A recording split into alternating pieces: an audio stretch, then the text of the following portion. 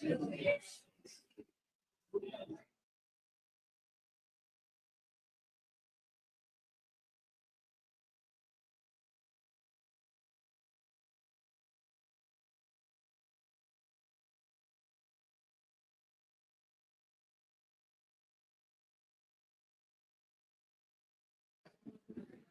afternoon. I'm Bill Harris, the director here at the FDR Presidential Library Museum, and it is wonderful to see so many people here today because today is important. It's important every year, and and as the years pass, it's even more important.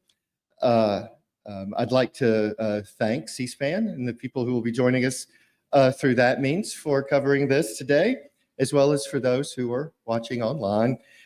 It's been great to be able to expand our audience, not simply for any, self-serving reasons, but so that programs like this can actually reach further. And that's what we're here for. Just a couple of logistics before I go into anything. There'll be a question and answer period after Rebecca's talk, and there will be a mic that will be carried around, so you don't have to, get up, and the mic will come to you. And make sure that that you wait till you get the mic to ask the questions, because people can't hear it on television otherwise or online. And then there will be a book signing afterwards. So for this Holocaust, International Holocaust Remembrance Day, we're really happy to welcome Rebecca Brenner Graham, whose book, Dear Miss Perkins, story of Frances Perkins' efforts to aid refugees from Nazi Germany, because I know she's conducted a great deal of research, and because evidence-based conversations are what we're about and what we need to be about as a nation. First, I'd like to introduce Karen Hockhauser, though, whom we all know, our good friend, who will give additional greetings. So thank you very much, and hope you enjoy it. Karen.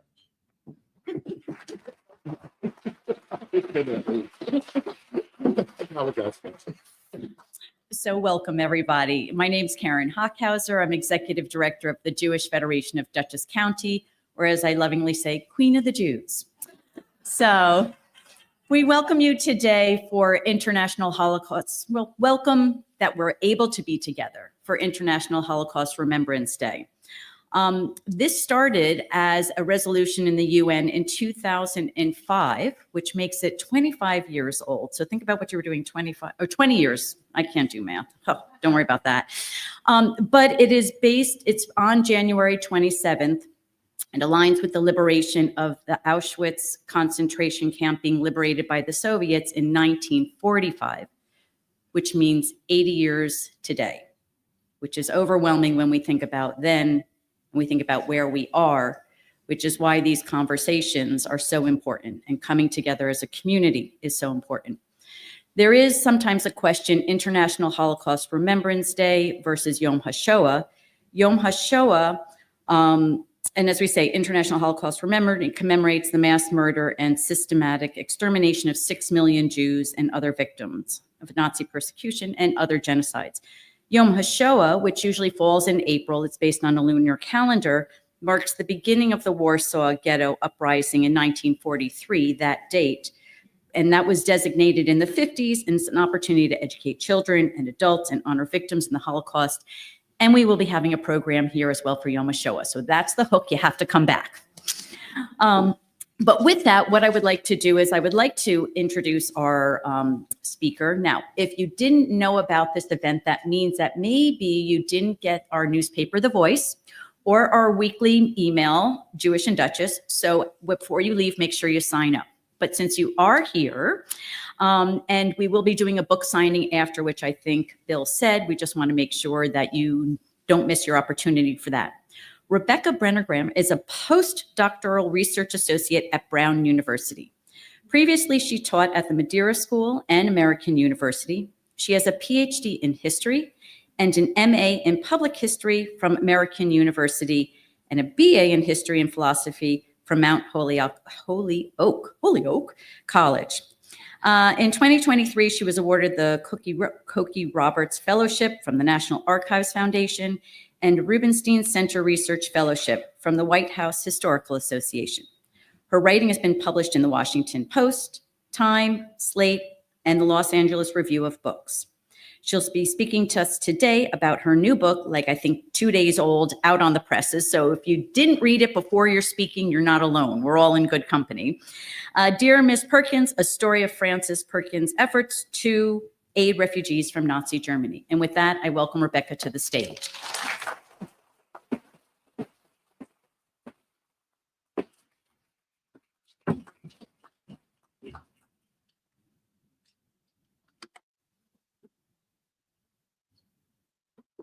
Thank you so much to the Franklin D. Roosevelt Presidential Library and Museum for inviting me to talk about my book, Dear Miss Perkins, a story of Frances Perkins' efforts to aid refugees from Nazi Germany. It feels especially powerful to be here on International Holocaust Remembrance Day, and thank you all for being here. If you've heard of Frances Perkins before today, raise your hands. That's literally the highest proportion I've ever seen when asking that question, which could make the next part interesting. Turn to the person next to you and tell them how you first heard of her.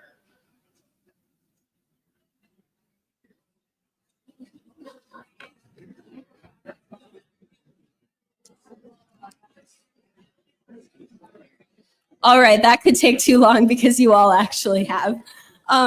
Frances Perkins, or let me change the slide. Frances Perkins was born in Boston in 1880, though she would later claim to be born in 1882, likely to appear not older than Franklin D. Roosevelt. In 1882, her family moved to Worcester, Massachusetts when she was 2 years old. Later, she moved farther west into Western Massachusetts to attend Mount Holyoke College, where she graduated in 1902. After college, she moved even farther from home to teach high school in Chicago and to volunteer at Hull House, Jane Addams's famed settlement home. Both Mount Holyoke and Hull House introduced Perkins to immigrant communities and to the idea that poverty was not the fault of poor people not working hard enough. We'll come back to Perkins, as she is our protagonist, but first we need a parallel story of American immigration unfolding at the same time. Although my book, Dear Miss Perkins, focuses on 1933 to 1940, when the Immigration Naturalization Service was in Perkins's Labor Department, it really spans Perkins's lifetime, 1880 to 1965, which happened to be bookended by the Chinese Exclusion Act of 1882 and the Immigration Act of 1965. The latter reversed a series of explicitly racist immigration laws that governed the country throughout Perkins's lifetime. The first was in 1882 when Congress banned Chinese laborers from immigrating to the U.S. The Immigration Act of 1917 expanded that restriction to what it called the Asiatic Zone, adding additional restrictions like barring people with disabilities from entrance. In 1924, the Johnson-Reed Act, also known as the National Origins Act, established quotas or limits on how many people could immigrate from each country. Congress used racist pseudoscience to calculate the numbers. Those quota numbers structured U.S. immigration policy throughout the German Jewish refugee crisis. Today, January 27th, 2025, is International Holocaust Remembrance Day. Today marks the 80th anniversary of the liberation of Auschwitz.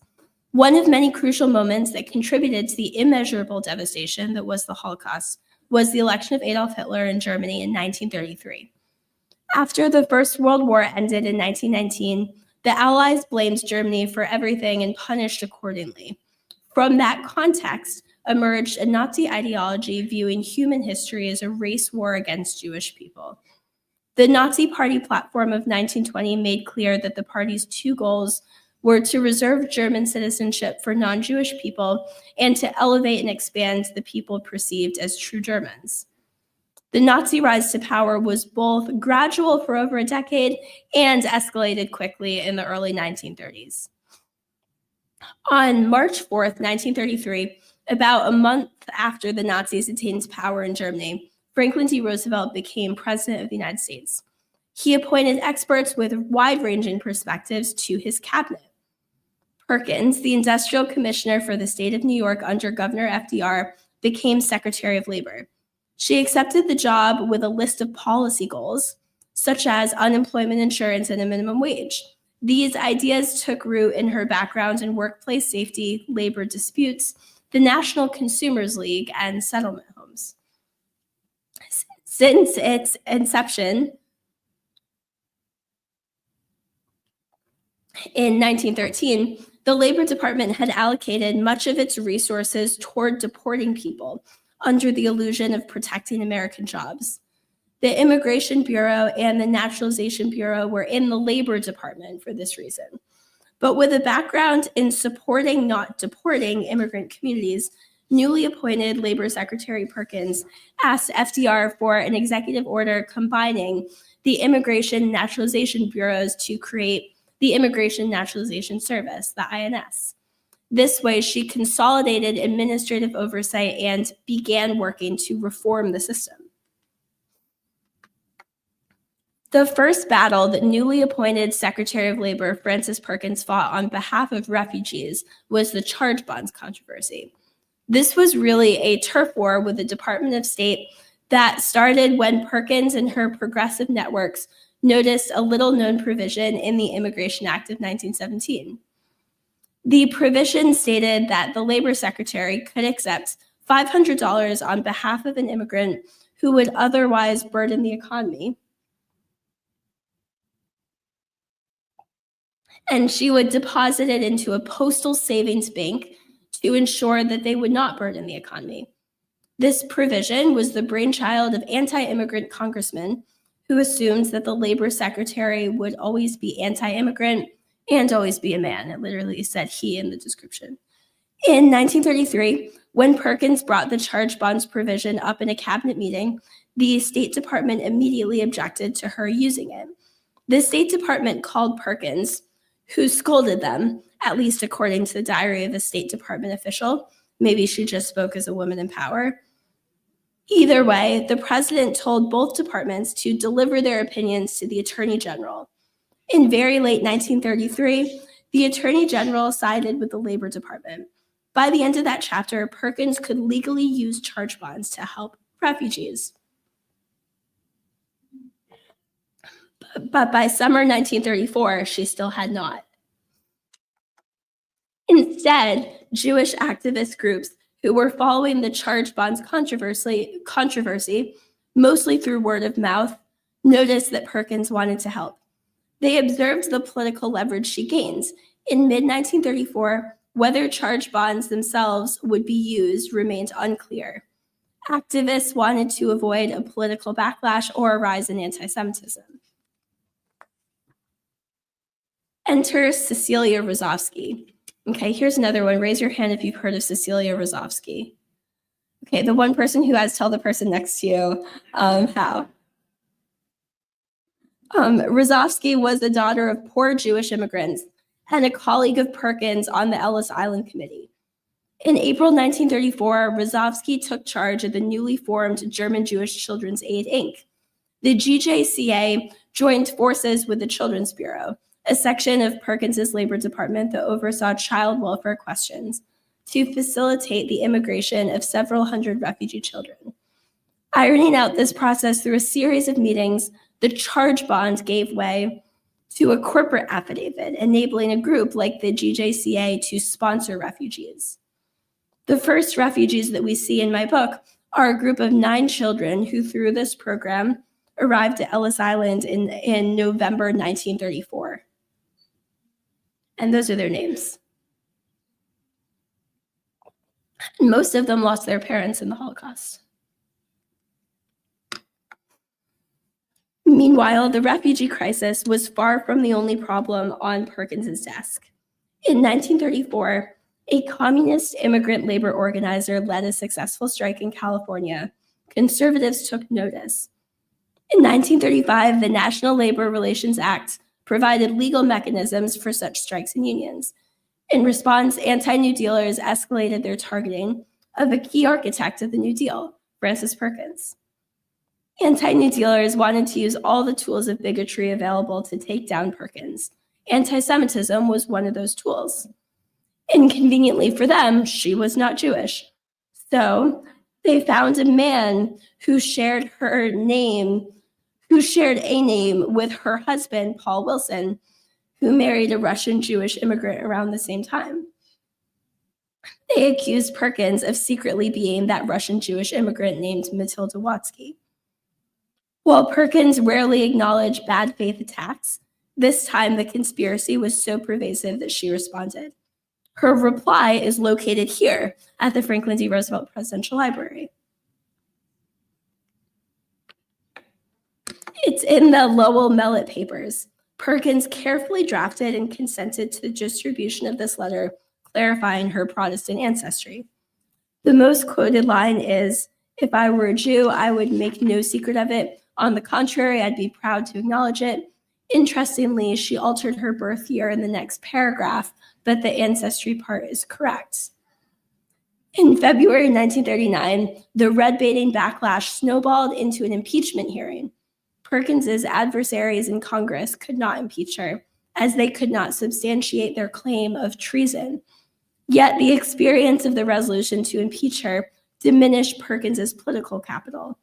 This impeachment saga cemented her reputation as pro-immigrant and as a political liability, while linking those together and creating problems down the line.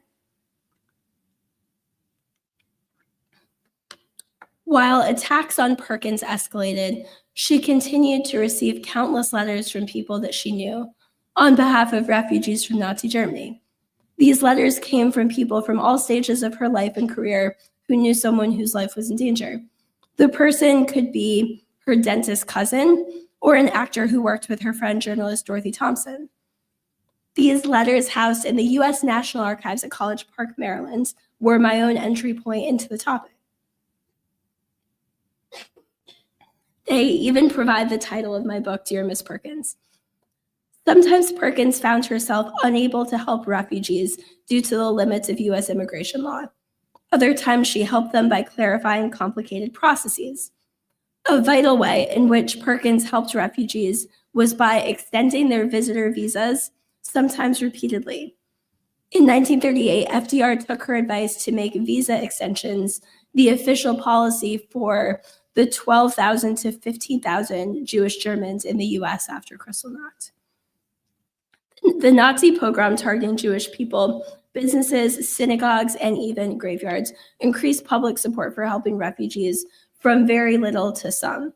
Pro-immigrant activists and congressmen tried to push a bill expanding child refugee policy through Congress in summer 1939. After it became clear that Congress would not vote to let even Jewish children into the country, pro-immigrant lawmakers turned their attention to the colonized territory of Alaska, where they proposed opening a separate quota. Perkins was politically sidelined by this point due to her impeachment hearing, but she had urged Interior Secretary Harold Ickes to consider this idea in 1935 and then again in 1938. The Alaska Plan never materialized because xenophobia and anti-Semitism overpowered the American drive to imperialize. In Chapter 8 of my book, I explain that only by looking through a colonial lens can we understand the full extent of the other bigoted social forces that overpowered the characteristically American lust for land and settlement. In late spring 1940, FDR urged Congress to transfer the INS from the Labor to the Justice Department. Perkins's adversaries in Congress didn't need to be asked twice. 3 motivations prompted FDR's support for the transfer. First, it was politically popular in an election year when he was running for an unprecedented 3rd term. Second, he wanted to tighten, not loosen, the implementation of immigration laws in anticipation of American entrance into World War II. Third, Perkins was unpopular among wide swaths of Americans following the resolution to impeach her for not deporting an alleged communist. Perkins opposed transferring the INS because it moved immigration policy from the civil and humane realm that she had worked to cultivate to a more punitive, legalistic one. For example, the same people who would now implement immigration policy might decide contentious immigration cases.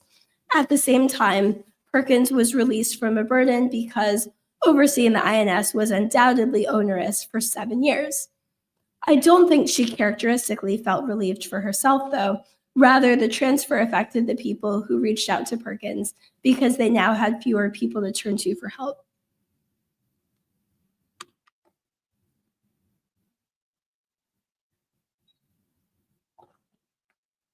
Both before and after the transfer of the INS, Perkins lent her support to the immigration case of the Trapp family singers of the Sounds of Music renown. I highlight the Trapp family as a case study because they epitomize who could find success through the U.S. immigration system. The Trapps, who were white Catholic performers, traveled around the U.S. singing culturally Christian music. They were popular and had a wide network of contacts, including Perkins's close friend Gertrude Ely, who made the connection. The story of Perkins's refugee policy mostly ended in 1940 with the transfer of the INS. I pick up in the final 3 chapters of my book with how this narrative became buried and forgotten. Holocaust memory was slowly making its way to the front of American consciousness. The UN established International Holocaust Remembrance Day in 2005. By then, Holocaust memory and Nazis were front of mind in American collective consciousness, though not always in victim-centering ways. Historical memory is challenging to measure, but it's part of how we understand narrative. The US ended its immigration quota system in 1965. Since then, media and culture have ingrained the assumption of a nation of immigrants into American minds, through examples ranging from the popularity of John F. Kennedy's Nation of Immigrants to the Schoolhouse Rock video, Great American Melting Pot. Today, immigration as a political issue that affects real people's lives is increasingly polarized and volatile. The United States has not consistently welcomed immigrants. The exceptions are real, but have been used to advance a myth of the Statue of Liberty lifting a golden door.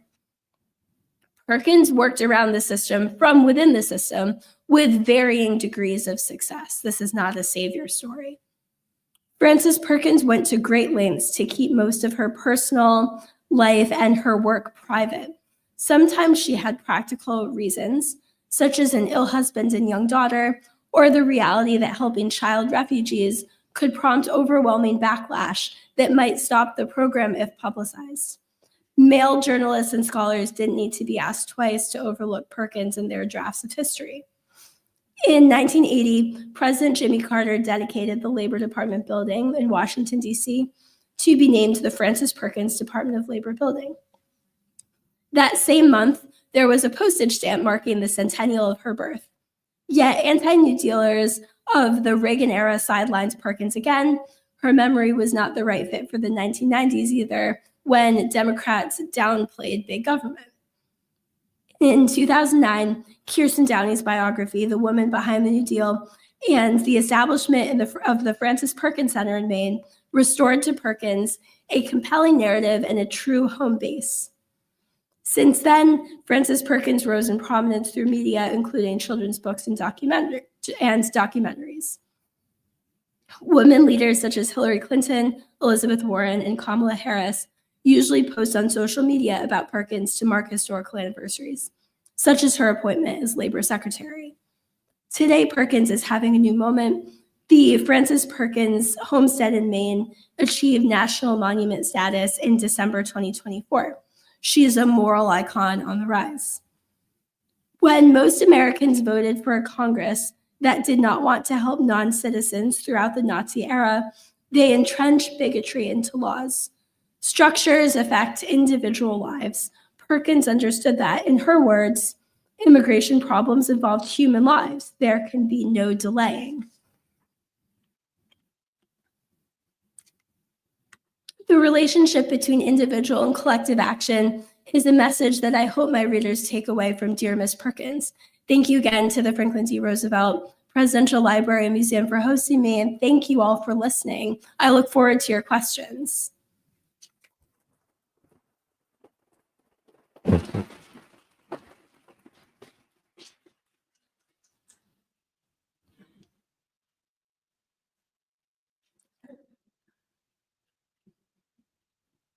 There's a running microphone.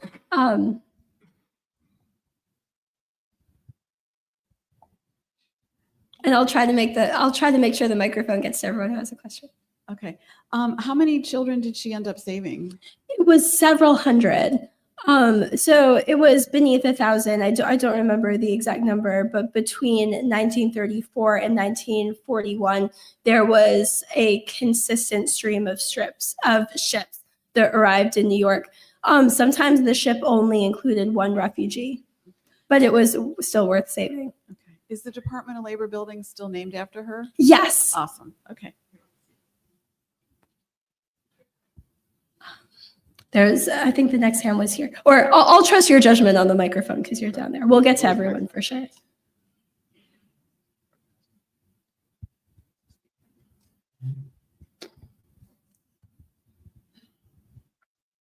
Yes, thank you very much. It's very interesting. I'll have to read the book, you know. How were the children selected? And did she work with, which organizations did she work with in Europe? And did she travel to Europe and understand the immediacy of the situation of people having to get out? Thank you so much for asking that question. The mechanics of the child refugee program are really compelling. It was really driven by Jewish activist groups in the US. So Cecilia Rozovsky headed the GJCA that I mentioned, and they worked with an agency over in Germany to select the children. There were specific criteria that they used to evaluate whether they were in danger.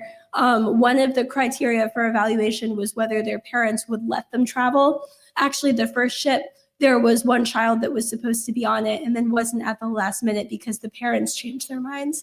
I mean, that's such a terrible situation. Like, child refugee policy is never a happy story because in most cases, the children never saw their parents. In addition to selecting the children, the GJCA also canvassed Jewish communities across the US. Many were in New York, for sure, many of the foster homes. And the understanding was that the homes where they would go would provide a temporary home, and then they would go back to Germany after things settled down. And they really couldn't know in the 1930s what would happen. But that was important for publicity reasons because there would be backlash if people thought that a bunch of Jewish children were coming to the US to stay.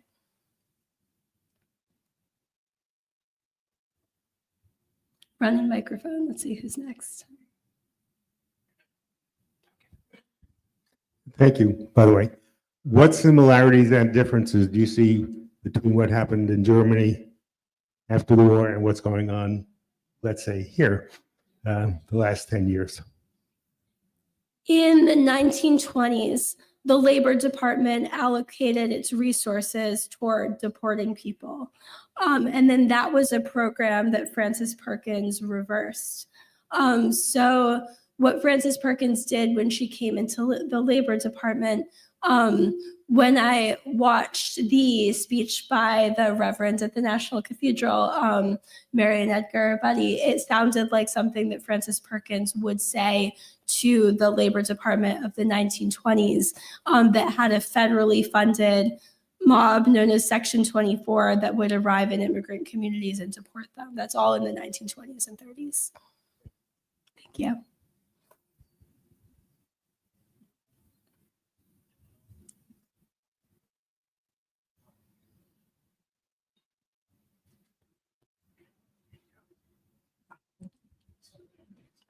Thank you for your talk.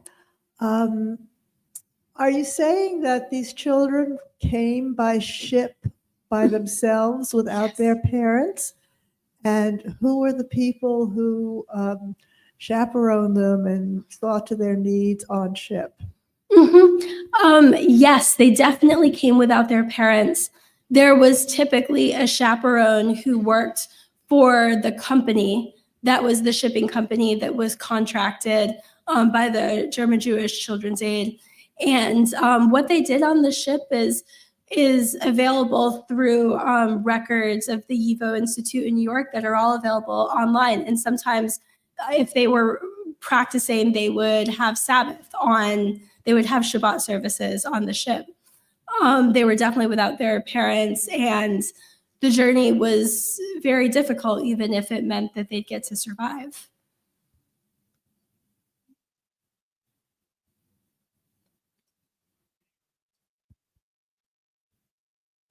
Hi there. Thank you very much for this. There are at least 3 or 4 good books on this. I'm about halfway through yours. Thank you very much for this. It's an excellent book. Thank you for reading. Yeah, I'm just overwhelmed.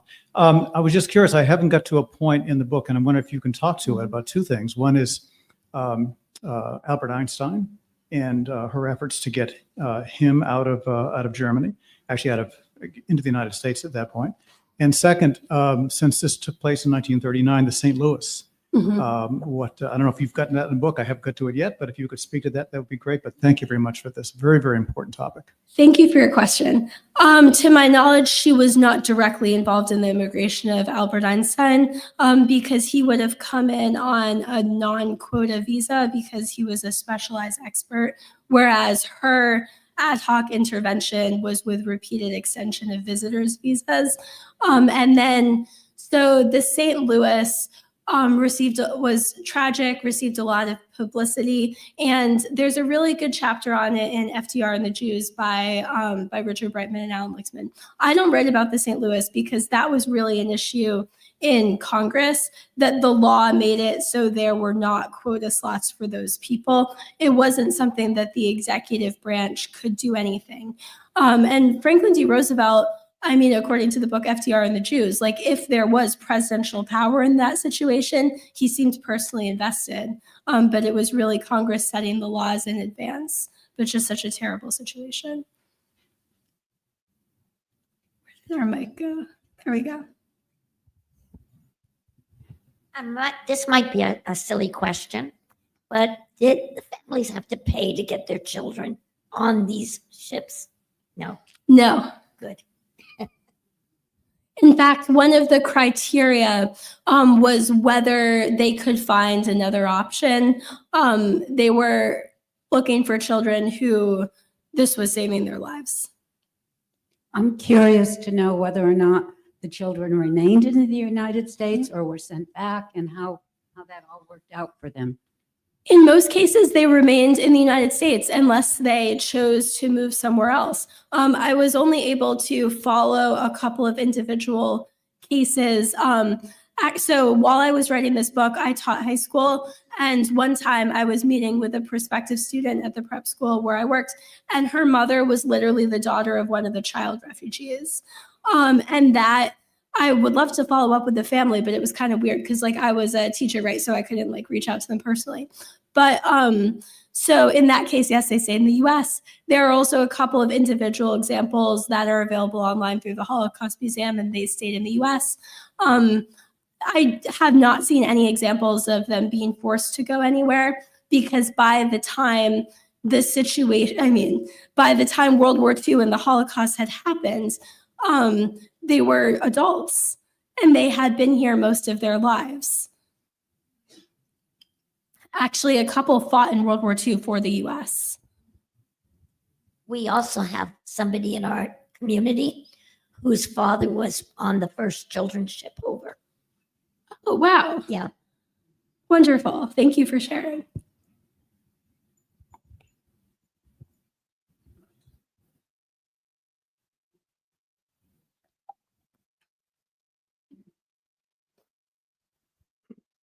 I was wondering if Ms. Perkins had any public or private feelings about the eugenics movement in the United States in the 20th century.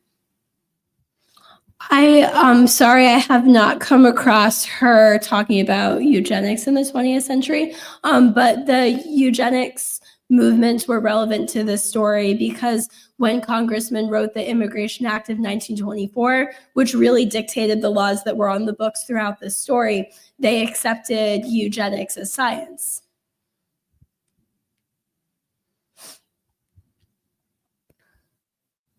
We have one question in the front, or the person who's heard of Cecilia Rosowski, either one.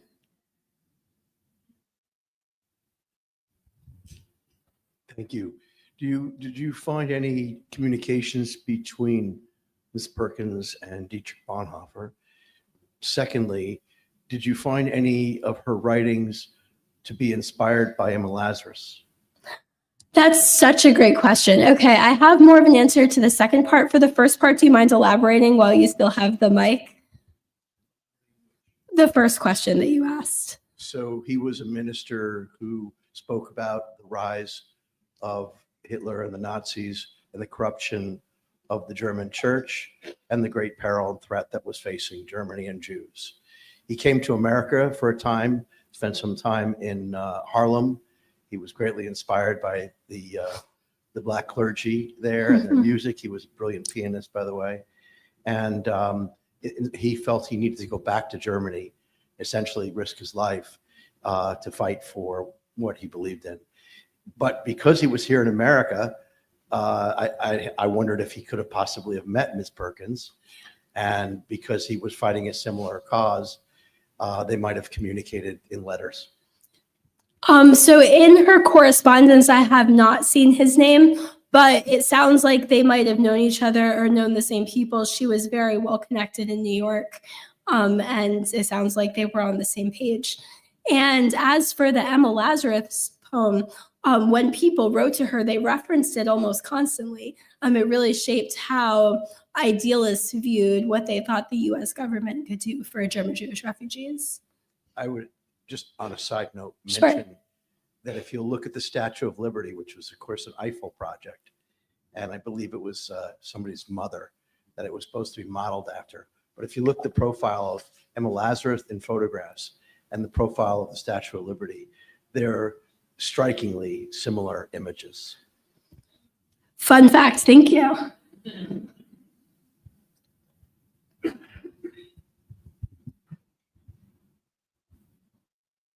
And while the mic runs around, if I could get more hot water up here, that would be awesome. I had laryngitis last week. I feel your pain. I have two questions. The first has to do with to what degree did Frances Perkins interact with Eleanor Roosevelt's activism on the president's special committee for German refugees in the 40s, so after the whole attempted impeachment. Second question, did the folks that she helped, especially the children, were they required to have the same degree of extensive affidavits that adult refugees had to provide in order to even get visas to get out of Europe and come here? Two excellent questions. Thank you. Oh, wow, my voice is back. Thanks for the hot water. So your first question about Eleanor Roosevelt, they were politically on the same page, and their careers are so opposite from each other, right? Because Perkins, her husband was ill, could not provide for the family. That's how she ended up in her position. Eleanor Roosevelt, her husband was the most charismatic political leader of the time. That's how she ended up having an influence. So their offices, I mean, a cabinet department and the office of the First Lady, which was not even an office yet, Eleanor Roosevelt dramatically expanded the role of the First Lady. They both worked on similar things. Sometimes they corresponded. Sometimes, like, Eleanor Roosevelt would send a note to Frances Perkins and be like, I know this person, or I know someone who knows this person. Can you see why their immigration case has been held up?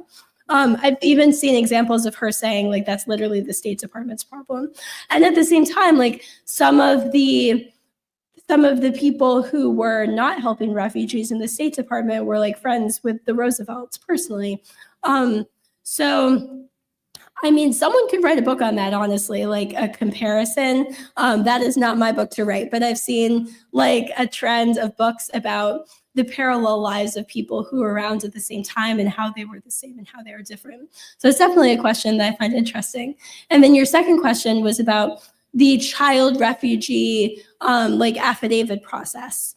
I think it's really every single person who came to the US, it was really difficult to come.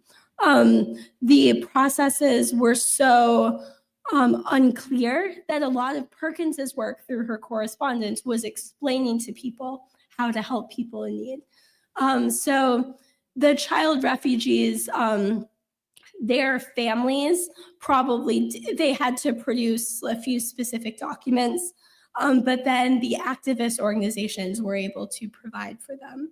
Whereas then later, as the corporate affidavit evolved into the affidavit of support, then it's tough to compare.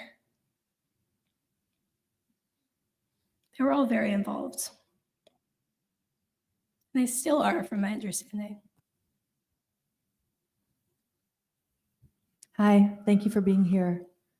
Come over here. Where's my voice coming from? Oh my gosh, okay. And Thank you. I hope you feel better soon also. My question is pretty specific. In your research, do you know if the transport line was the Red Star line that transported these children? So that phrase does not ring a bell, so I'm not sure whether it is. I don't want to say no, but I don't recognize the phrase. Thanks for asking. I love a good specific question. Like, I used to attend talks and ask specifically about charge bonds because that was what I wanted to know. But then no one knew that, so then that was what I researched.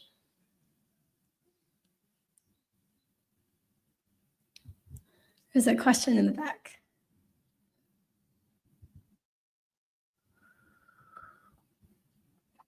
Would you know the approximate number of the people that she helped through extending those visitor visas? That number is in the tens of thousands. And we have that number because Congress noticed and asked the Department of Labor for the numbers. And the Labor Department probably minimized that number as much as they could.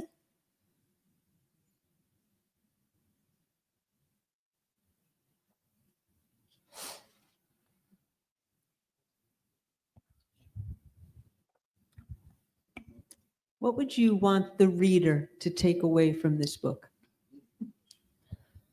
The question that I take away from this book that I think is really worth considering is the relationship between individual and collective action, which probably sounds like jargon, but it's something I've been thinking about a lot recently. So like one person who's in the right position at the right time can make a meaningful difference in individual lives. I don't want to portray her as a savior, but like in a lot of cases, she didn't have to. She extended the visitor visas of at least one alleged communist after there was a resolution to impeach her for not deporting an alleged communist, just because it was the right thing to do. That made a complete difference in that person's life. And collectively, the 1930s, policy-wise, was super anti-immigrant. Like, none of these bills made it through Congress. There were so few options for Americans who were concerned about what was happening overseas. Most Americans weren't concerned. And so they continued to elect people who did not want to expand opportunities for immigration. And those laws happened because people in numbers voted for things to go a certain way, which is an example of a collective. And so that delicate interplay between individual and collective action continues to be the takeaway for me. As for readers, though, I'm a huge reader of nonfiction. I carry a book around with me. Like, my greatest hope for the book would just be that someone wants to carry it around and read it.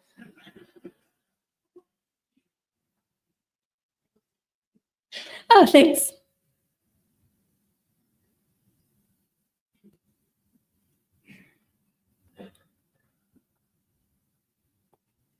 Thank you. Hello. We all have colds, so I sympathize.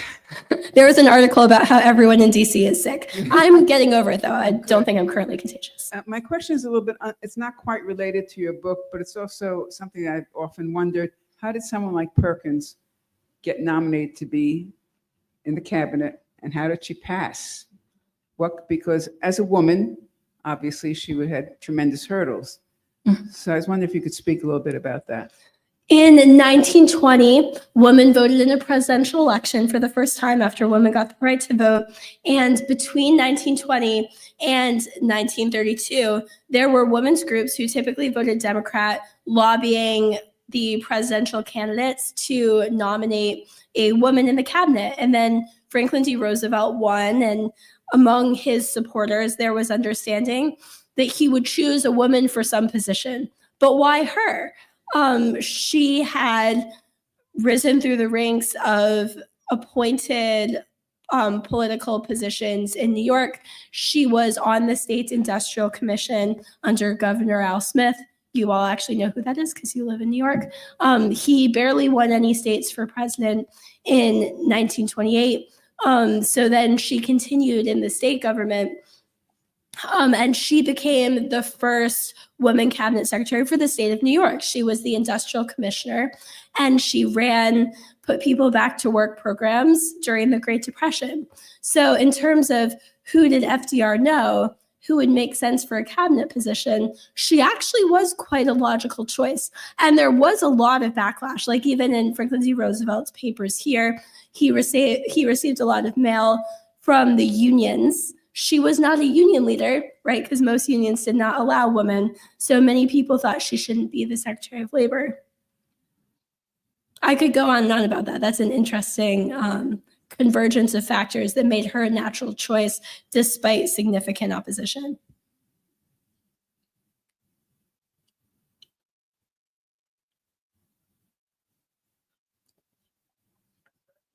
How about a round of applause for